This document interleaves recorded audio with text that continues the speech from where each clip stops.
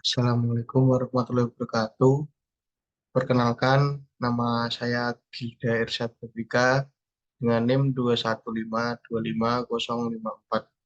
Di sini saya akan menjelaskan tentang tugas pertemuan ketiga mata kuliah etika profesional, yaitu tentang etos kerja menurut ajaran Islam.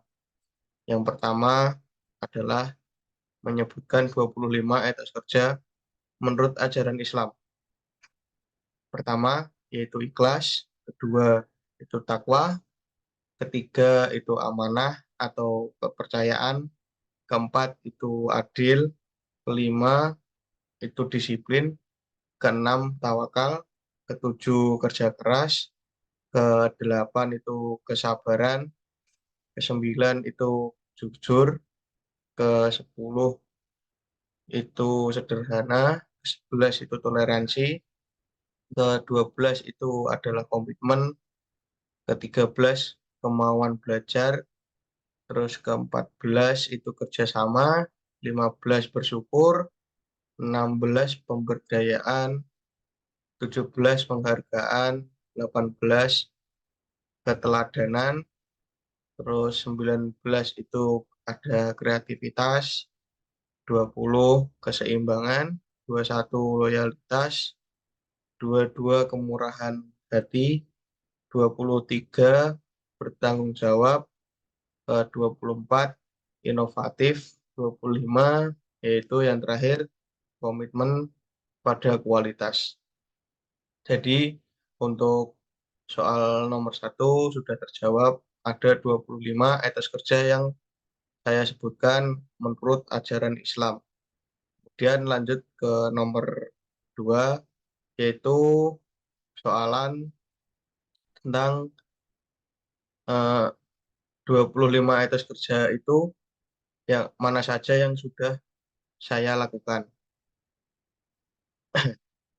Kemudian untuk yang sudah saya lakukan itu ada nomor satu, yaitu ikhlas. Contohnya, saya sebagai mahasiswa selalu membersihkan kamar dan lingkup kontrakan dengan niat untuk menjaga kebersihan lingkungan. Yang kedua adalah takwa atau ketakwaan. Contohnya, saya sebagai mahasiswa dapat mengambil keputusan dalam suatu permasalahan dengan cara adil dan kebaikan. Terus yang ketiga itu ada amanah atau kepercayaan. Contohnya di sini saya sebagai ketua panitia itu telah bertanggung jawab atas keseluruhan acara yang telah dibuat. Yang keempat itu ada adil. Contohnya yaitu saya pernah saya tidak pernah untuk membeda-bedakan antara teman-teman yang memiliki perbedaan ras, suku, dan tetap bisa melakukan toleransi pada yang memiliki perbedaan agama.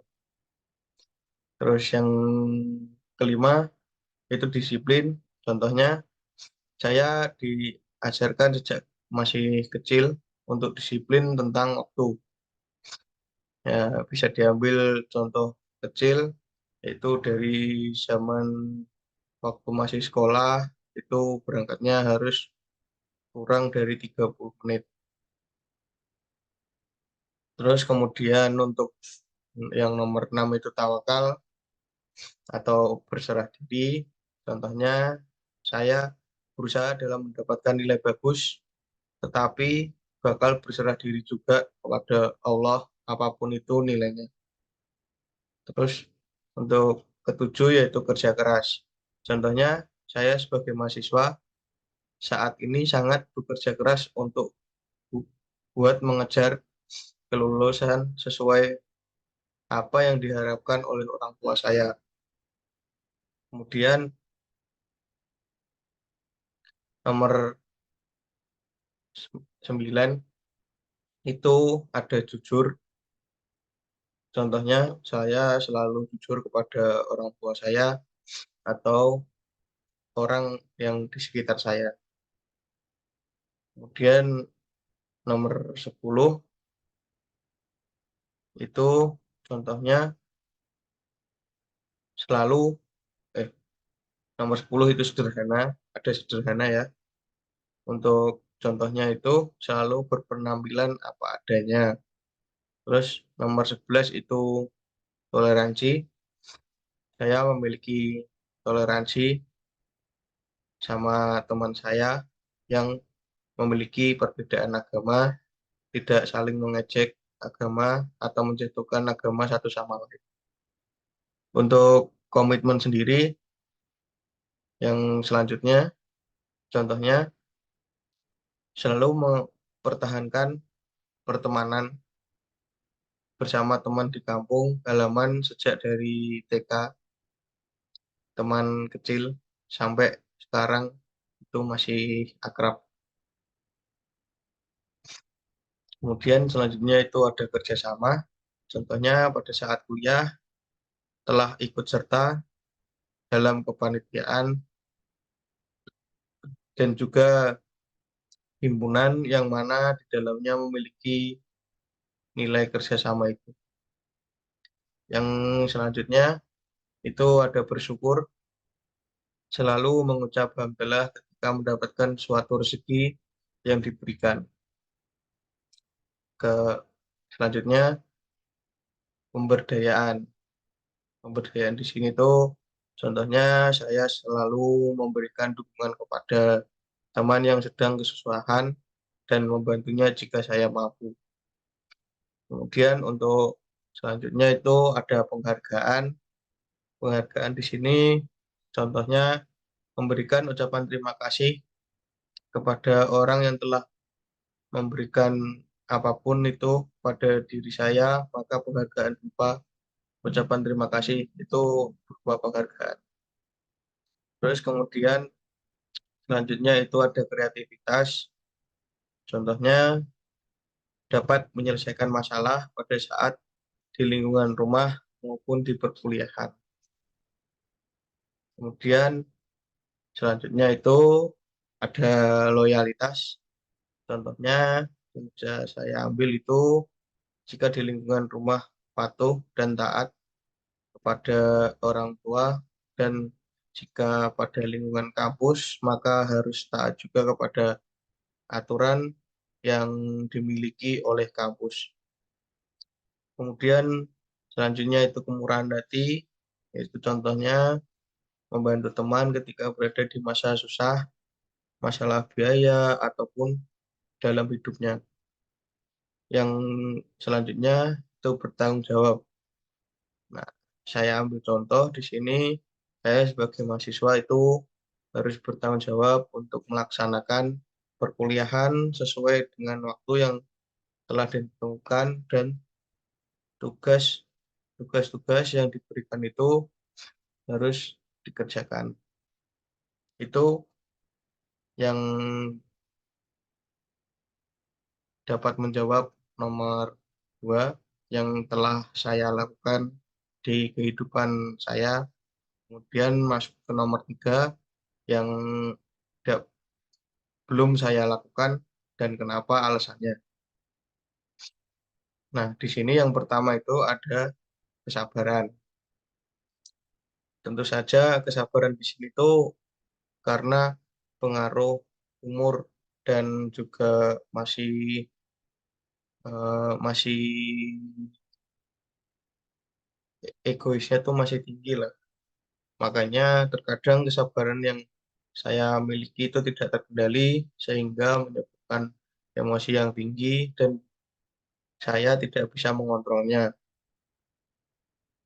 Kemudian untuk yang nomor 2 yang tidak bisa saya kerjakan itu kemauan belajar. Sebenarnya itu saya kalau dibilang nggak mau belajar, mau-mau aja. Cuma terkadang untuk kemauan belajar sendiri itu sebenarnya ada, tetapi itu kayak kemalasan itu sering menghampiri saya. Kemudian untuk yang tidak dijalankan nomor 3 yaitu keteladanan. Karena untuk memberikan contoh yang baik itu, saya belum begitu bisa dikarenakan untuk memiliki keteladanan itu perlu menjadi diri sendiri yang sempurna dulu atau yang baik. Untuk selanjutnya itu ada keseimbangan. Di sini memenuhi, belum saya laksanakan untuk keseimbangan. Contohnya, saya belum dapat menjaga keseimbangan dikarenakan masih susahnya tentang memanage waktu. Jadi di situ belum adanya keseimbangan. Terus untuk selanjutnya itu ada inovatif. Inovatif. Nah, contohnya kenapa belum? Karena belum bisa memecahkan masalah secara inovatif dikarenakan terbatasnya pengetahuan akan suatu permasalahan. Yang terakhir yaitu komitmen pada kualitas. Jadi contohnya dalam kehidupan itu belum bisa menjadikan diri sendiri sebagai kualitas yang bagus pada lingkungan sekitar. Itu tadi yang bisa dijelaskan untuk etos kerja yang belum saya lakukan. Kemudian masuk pertanyaan terakhir, yaitu tentang suatu kasus etos kerja yang tidak amanah kerja. Jadi di sini saya mengambil kasus itu seorang manajer proyek di sebuah perusahaan konstruksi tidak menjalankan amanah kerja dengan baik. Dia menggunakan dana proyek untuk kepentingan pribadi dan tidak mengalokasikan sumber daya dengan efisien. Akibatnya, proses proyek tersebut mengalami keterlambatan dan kekurangan dana, menyebabkan kerugian bagi perusahaan dan klien. Penyebab yang pertama itu ada ketidakjujuran. Jadi, manajer proyek tersebut tidak mematuhi prinsip integritas dan kejujuran dalam menjalankan tugasnya. Terus kemudian penyebab nomor dua itu keinginan pribadi. Jadi dia itu menggunakan dana proyek untuk memenuhi kebutuhan pribadinya tanpa mempertimbangkan konsekuensi yang mungkin terjadi di nantinya. Kemudian nomor tiga itu kurangnya pengawasan. Jadi kurangnya pengawasan ini atau kurangnya kontrol dari pihak manajemen perusahaan membuatnya lebih mudah untuk menyalahgunakan kepercayaan yang diberikan. Nah, pasti di situ ada penyebab, pasti ada untuk pencegahnya. Nah, di sini saya akan menjelaskan upaya pencegahan. Jadi, upaya pencegahan yang pertama itu penekat, penegakan etika kerja, yaitu perusahaan harus memperkuat nilai-nilai etika kerja dan mengedepankan integritas sebagai bagian penting dari budaya perusahaan itu sendiri. Yang selanjutnya itu nomor dua, upaya pencegahannya yaitu pengawasan yang ketat.